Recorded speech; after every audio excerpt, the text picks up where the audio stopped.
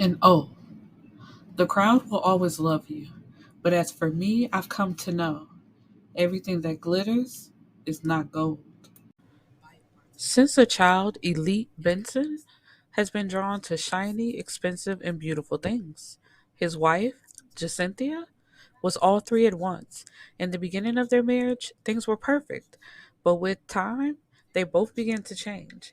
Elite soon realized his wife was not the woman he thought she was. Denali Peters was sure her life would not get any better. She had two children with a man who showed her with time just how impure his intentions were. At the top of her priority list was being a great mom, but working two jobs and raising her man along with their kids began to take a toll on Denali. Eventually, she realizes the importance of self care and her own happiness. But that happiness comes with a hefty price. When Elite's marriage crumbles, he decides to right a few wrongs from his past. During his quest for health and happiness, he meets Denali, who appears to be after the same things. With all they have in common, you think a relationship between them would be inevitable. But there are a few people and secrets from their past that says otherwise. Hello, my beautiful people, and welcome back to the Bibliophile Bookcase. I'm your host, Erica the Bibliophile, and we are here to discuss Mr. Jeweler. Mr. Jeweler is by Beloved, and this is part three of a six-part series. Now, they are all standalone novels. You do not have to read them in order, because they don't coincide with each other. Um, I read book one like a while ago. It's called Mr. Librarian. It was really good. I'm gonna have to reread, and I'll probably make it into an episode because part two is a prelude to the other stories, which led me to this book. Because baby, from the prelude alone, I said I have to know what happens with this couple. So, the book starts off with Jacinda and Elite. They are married. But the first line of the book is Jacinda saying somebody gonna get her pussy tonight, and she's 99% sure that it's not gonna be her husband. So it's like, whoa, where are we going with this? So her and the lead, like they're just not connecting, and basically she's horny. So she's going out for her friend's birthday, um, with the like sole intent of having sex with somebody that night. So anyway, she meets a guy by the name of Eric. They plan to hook up, and as they're walking out of the bar, a woman approached them and she says, "I just wanted to see how far you would take this. Are you really about to leave with this bitch?" And it's like, whoa. And Jacinda, for a married woman, she's like, I can't believe he got a girlfriend. Um, And so he's like, shit. And he's trying to explain himself. And, Jacinda, she wasn't going to say nothing. But once again, the girlfriend calls her a bitch. And she's like, if you got a problem, that's cool. But stop calling me out my name. He's like, I didn't know he had a girlfriend. If you got a problem, your problem with him, not with me. Um, but she also tells her, you got one more time to disrespect me before I put you to sleep. So I was like, okay, Jacinda, kind of on your side, girl. Kinda. You wrong.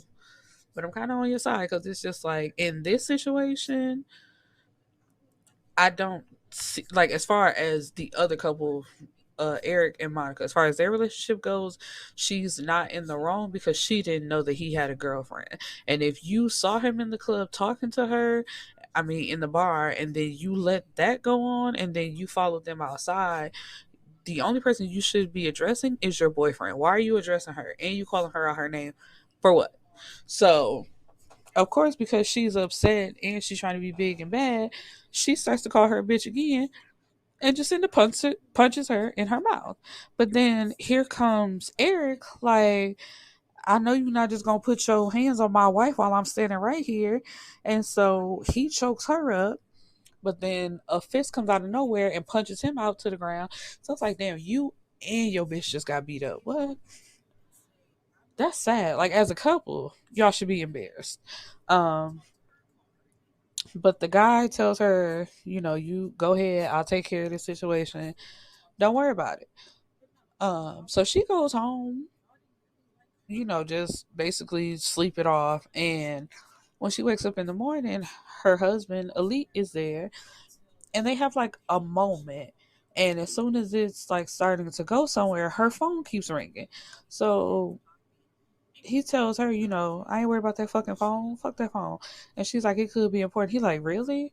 Like, we haven't been connected for some time, and the time that we are finally about to do something together, you more worried about the phone. So he backs away, leaves out, and it's her friend like, oh boy wants your number and he wants to talk to you. So she calls him to quote unquote thank him for sticking up for her. And this leads somewhere to her creeping around with the new guy, and his name is Henry. So Elite can feel something is going on, but he's basically just going through the motions. Um, Jacinta has two daughters from a previous relationship that sometimes live with them, but then they'll also go to her mother's house, and I believe they also spend time with their father. So while she's carrying on this affair with Henry, she finds out that she's pregnant. Now, her being pregnant, she tries to pass it off as Elite. So she comes home one day, sitting on the edge of the bed, waiting for him to get out the shower. And when he comes out, she's like, "Can we talk?" He's like, "About what?" And so she says, "I'm pregnant." So of course he's pissed because he's like, first of all, we not even having sex like that. Like our relationship is not like that. And ain't no way that's my baby because I've had a vasectomy. So you coming to my face to blatantly say you cheated in my face is wild. So, of course, with the fact of her being caught up, she tries to flip it on him and, like, you lied. You're a liar. He's like, yeah, and you're a cheater. But it's the fact that you would be so bold to just come in the house like, I'm pregnant and it's yours. Like, girl, just because we married don't mean stupid. Like, bitch, I know that's not my baby. What is you talking about? So, they have this little back and forth exchange, and he pushes her and she falls, and she like goes to protect her stomach, and it's like, get away from me. So he's like, all right, cool, and I want a divorce. Like, this shit is over with. um and so he leaves. So he goes to talk to his brother by the name of Supreme, and Supreme has a wife by the name of Nicole. So they're trying to comfort him in his time of need. And then all of a sudden it's like a boom, boom, boom, boom, boom. And it's like, damn, who is that?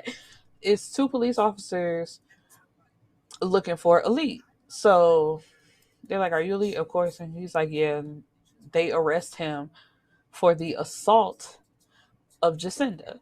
Now, Jacinta went to her quote unquote boyfriend to tell him that she was pregnant because he had been telling her, when if you don't want to step up, if you don't want to be in your life, I'll do it. So of course she goes to him like, okay, it's over with him.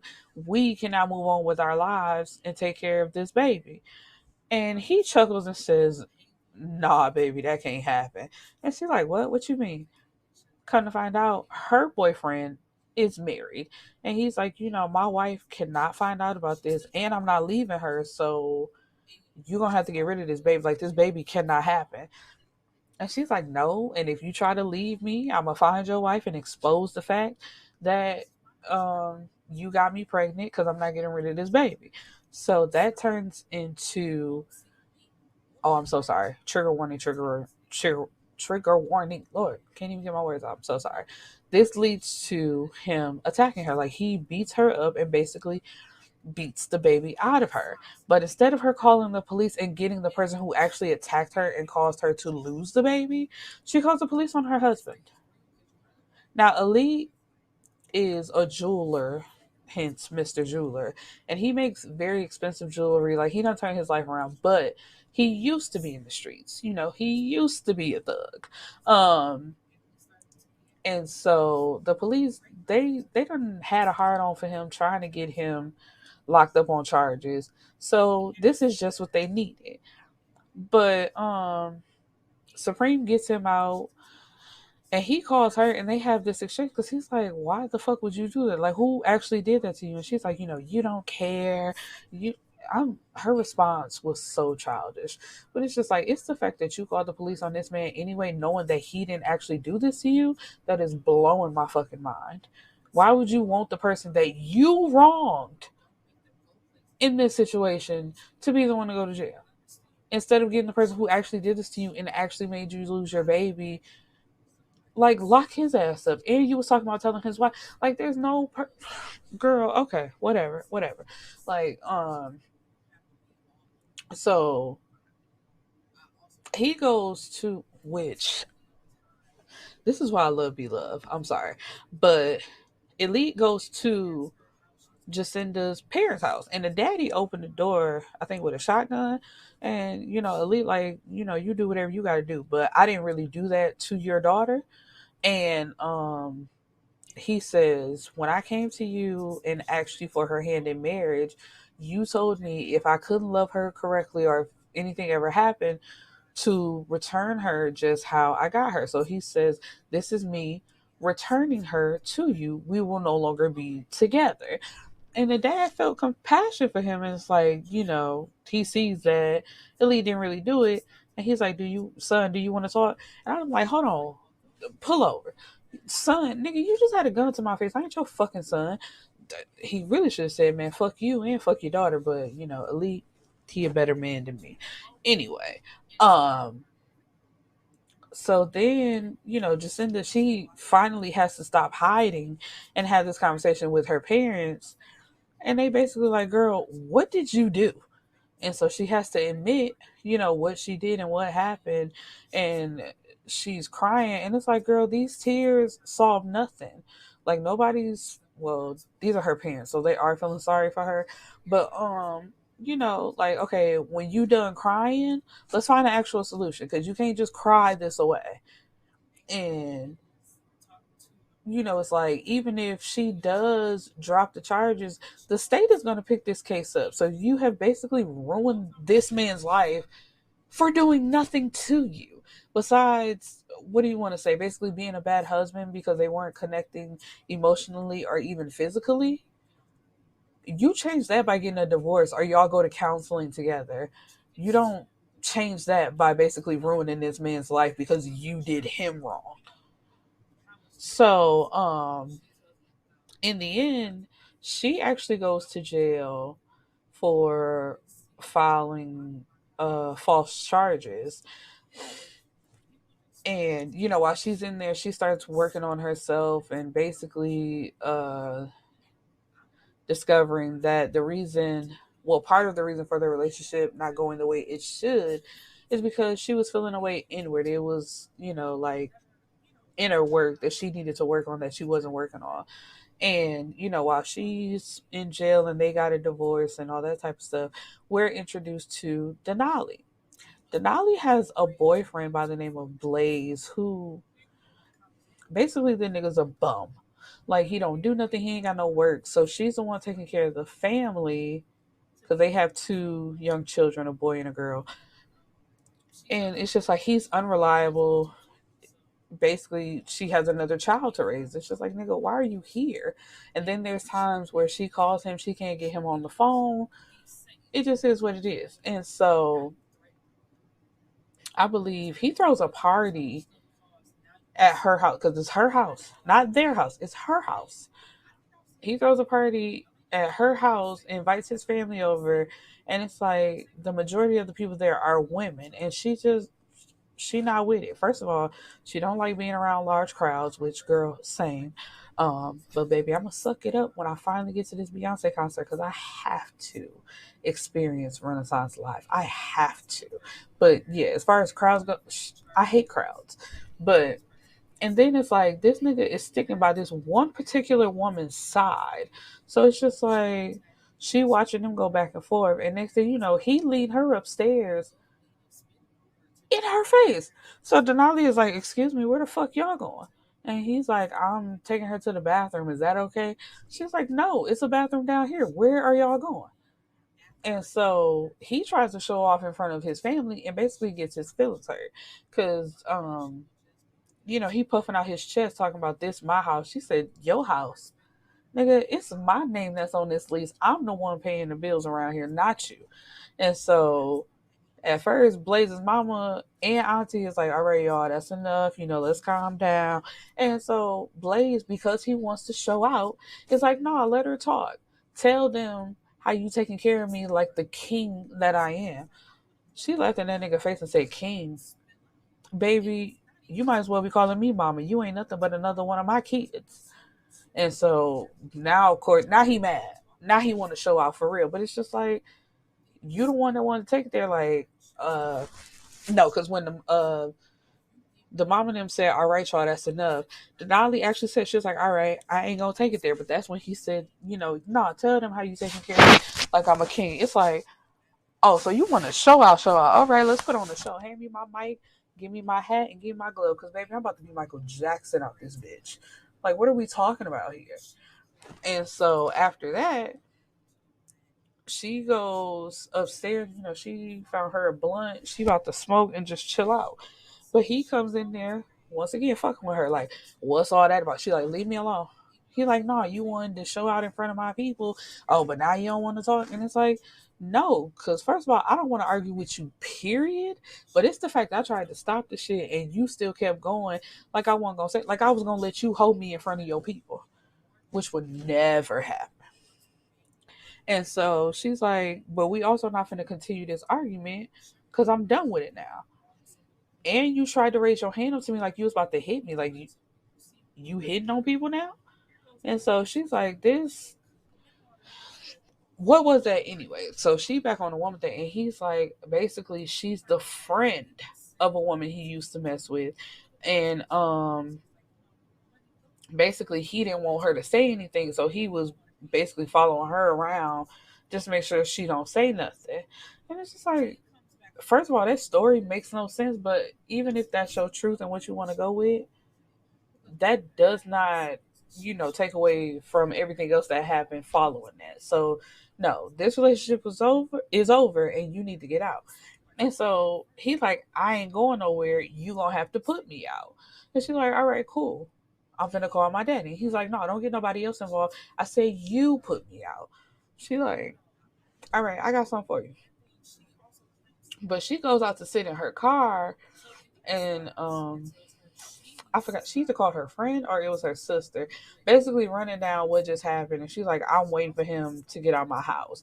Next thing you know, he pounding on her door, like, who you talking to? I told you don't get nobody involved in our business. And so he tries to yank the door open, but she leaves it locked. And she's like, you just need to leave. Like, this is over with. Get the fuck out.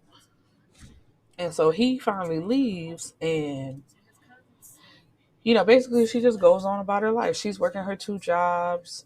She has hopes of opening her own clothing store, her own boutique, because she's working at a boutique right now, and she also babysits and is a tutor on the side.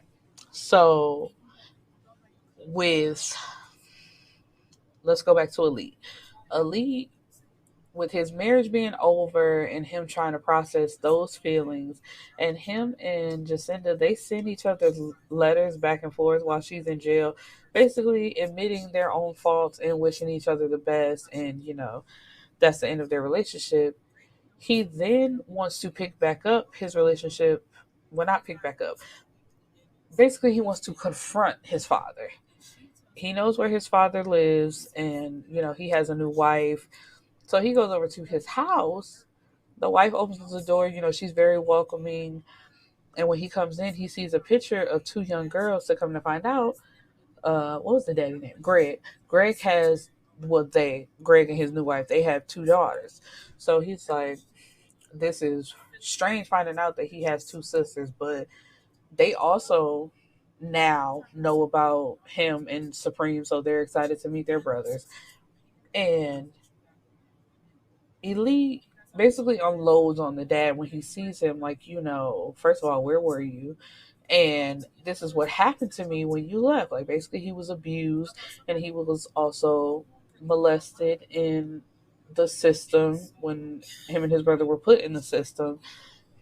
And because Greg had told the story of, I had got on drugs, I was homeless, and him being homeless, like some guy had gave him some money and sent him around the corner to a homeless shelter or something like that, or they were having an event, something like that, is where he met his now wife. And it's just like, ever since I met her, my life has just been so much better. And Elite, he was just looking to lash out. So he's like, oh, so while your life has just been so great and you basically moved on, this is what I went through and this is what I was going through. And, you know, Greg is like, I'm sorry. And I looked for y'all and I wanted to have a relationship with y'all, but I didn't know how y'all would feel. But now that you're here, I would love to get to know you. I would love to reconnect with you. And at first the lead is like, man, I don't know about all that. I don't think I can commit to that. And Greg is like, okay, whatever you feel like, I'm here. And Elite had seen Denali before, but this is him, like they had passed each other. And he's like, I'm gonna remember that beautiful face. And then he sees her again because she's one of the younger girls' tutor. And I believe she's the oldest one tutor, and then she babysits the younger one whenever is needed. So they start talking that way because she's like, whatever you're going through, it'll get better. Basically speaking life into him without even knowing him. And so they start getting closer, and I just love the way that Beloved develops her relationships because, like I said, they speak life into each other, and it's just so sensual and together. And it's just like, you're my person that I've been looking for my whole life. And in the matter of like a month, we're going to be married. That's not what they say to each other, but that's just like how her stories develop, and I love it. But because, like I said, they grow close really quickly, and it's great. Um, but come to find out, because on her birthday, which I got beef with her fucking sister, on Denali's birthday, she wakes up to she grabs her phone, expecting to see like hella notifications, like happy birthday notifications, and she sees that her sister has called her multiple times. So she's dreading it because it's like, damn, not on my birthday. What is this? Come to find out, her sister's calling to tell her like, girl, I was on uh some app and I seen a woman who posted a whole bunch of pictures. It was her wedding anniversary, and um basically it was Blaze. So she's like, Denali is like, what? Like how old is it? Like a month or two? Like, what is this anniversary? And the sister's like, no, girl, it's a wedding anniversary, and it's been years. And so Denali has to process that like the whole time her boyfriend has been married, and she feels a way about that, but not because she loves the nigga, but because like, nigga, you played me. And she feels stupid, basically feels played. And it's just like, I was really led on by this nigga, taking care of him while he already got a wife. And his wife is a trust fund baby who he, no, let me get it right. She's a trust fund baby who her daddy, like, did not want her with Blaze. But Blaze, she got with him to spite her dad because she wanted her money, and she couldn't get it unless she was either married or it was some either married or 30, I believe. And she was 21 at the time, and she really wanted that money. So she got married, and the stipulations was she could not get a divorce. So it's basically like, you have to stay married to this man, or you're going to get cut off from the money that you were so desperate to get anyway. So when Denali sits down to talk to Blaze to figure this out, she tells him, okay, well, you finna go on child support, and we just gonna cut ties. And he's like, nah, I can't do child support because then my wife will divorce me, and basically she's the one taking care of him. So even while he was out there lying, telling Denali that he didn't have a job or he was looking for a job, he was really in the condo that his wife put him up in and spending her money. So she's like, "All right, give your rights away. I don't want shit else to do with you." So he says, "Okay," with the stipulation of he gets to say goodbye to the kids. And she says, "The only way you can do that is if you tell them the truth. If you try to pin this on me and say I'm the reason why you can't see them anymore, I'm going to tell them the truth, and you can never see them again." And so he's like, "All right, cool, bet." Now, also between this time with Elite and Denali getting closer, of course, Elite is getting closer to the kids as well, and they're very drawn to him. And Blaze, of course, being a bitch that he is, as soon as he gets in front of the kids, he does exactly what she asked him not to do. He's like, "Your mama is keeping me away from y'all, and I'm not going to be able to see y'all no more." And it's like, if you ain't nothing else, you are a bitch. And so, but when Elite sees him, because was it before or after? No, it was before. Um, so when Elite sees, because they were at Top Golf. Sorry, I'm like all over the place. They were at Top Golf, and at Top Golf, he comes in, and that's when Elite, no, Denali saw him and was like, "My baby father just walked in, but I don't want no problems." And so Elite goes to talk to the kids, and then when he comes back, Blaze approached Denali, which is exactly what she was hoping he wouldn't do. And he's like, "That's your baby father?" And kind of find out, he's like, "That's Henry. That's who attacked Jacintha." Yeah, Jacintha. Um, and he's like, "Oh, so it's up for that nigga off GP. So he's like, "But take the kids and you get out of here." But she didn't move. So Henry, who we now know as Blaze, steady talking shit like, "Oh, the fact that I fucked your wife, now you trying to get with my woman." And then he turns to Denali like he just mad that his woman wanted me or something like that. And Elite just starts going in. He beat the mess out that man. He dragged him outside. So Denali takes the kids, and they rush and leave. So he takes them home, and they don't talk for a couple days. And he apologizes. He's like, "I didn't mean to do that in front of you guys." But he's been arrested and he's in jail. And he's like, "The type of nigga that I am, as soon as he get out of jail, if we still in Memphis, it's a wrap for that nigga." Because he did what he did to my wife, and then he did what he did to the woman I'm in love with. So Denali is like, "You talking about the woman you loved and that the woman you were married to, your wife?" He was like, "No, I said what I said, right? He did what he did to the woman that I married, that I used to be with, and he also messed over the woman that I'm in love with, which would be you." And so he's like, "Oh, I love you too, whoop de whoop, whatever." And what is it? So they have a talk of him reversing his vasectomy at some point, because he's like, "I do want a kid or two."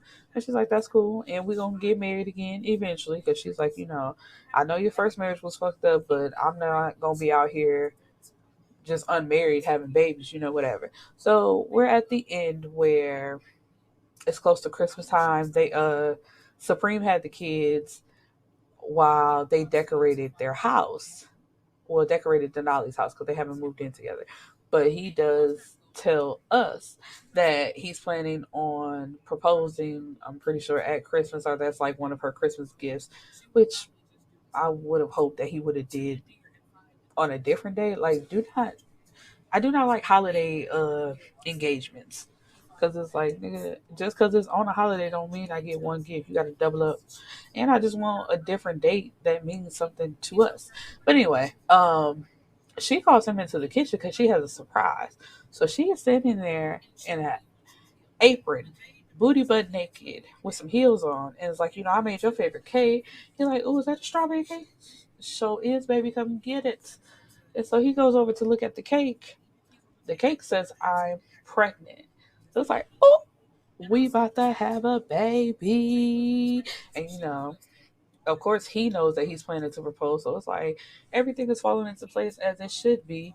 We're healed from our past bullshit and we are about to live happily ever after with each other. Love that for us.